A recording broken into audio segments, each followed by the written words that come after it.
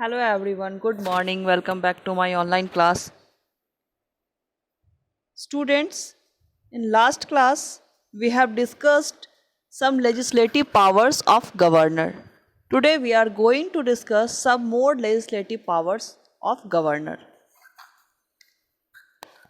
So let's see. The first session after the elections and the first session every years begin with the governor's address.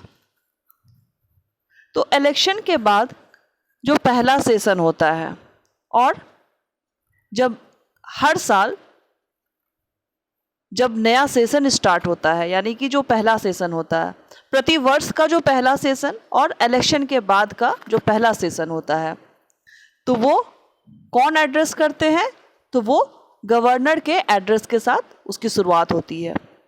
A very important power of the governor is that every bill passed by the state legislature has to receive the governor's assent.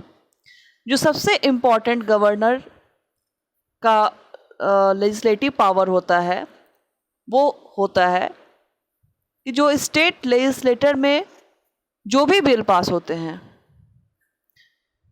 तो उस पर governor की सहमति जरूरी होती है. Accent मतलब सहमति, approval. He or she also has the power to grant pardon or reduce the punishment sentence passed by the court under the state laws. उसके पास ये भी पावर होते हैं कि वो जिनको ऑलरेडी स्टेट में किसी कोर्ट ने सज़ा सुना दी हो तो वैसे व्यक्ति की सज़ा वो कम कर सकता है. Now it's time to think.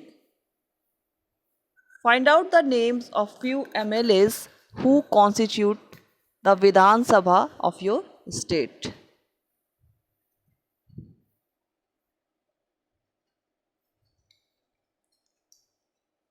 Now next. The next power is discretionary power. The governor has some power which he or she can use on his her own special situations. Governor के पास कुछ ऐसे special power होते हैं, कुछ ऐसे power होते हैं जिनको वो अपने विवेक से स्पेशल सिचुएशन में अप्लाई कर सकता है. ही और she need not act on the advice of the council of ministers to use this power. और इस पावर्स को इस्तेमाल करने के लिए गवर्नर को काउंसिल ऑफ मिनिस्टर्स की किसी भी एडवाइस की ज़रूरत नहीं होती है. जबकि जो बाकी पावर्स हैं जैसे कि एग्जीक्यूटिव पावर है या फिर लेजिस्लेटिव पावर है तो उस पावर के इस्तेमाल के लिए गवर्नर को काउंसिल ऑफ मिनिस्टर्स की एडवाइस की ज़रूरत पड़ती है. लेकिन इस डिस्क्रिशनरी पावर के लिए गवर्नर को किसी भी एडवाइस की ज़रूरत नहीं पड़ती है, काउंसिल ऑफ मिनिस्टर्स की किसी भी एडवाइस की ज़रूरत नहीं पड़ती है. These special powers are called discretionary powers they are.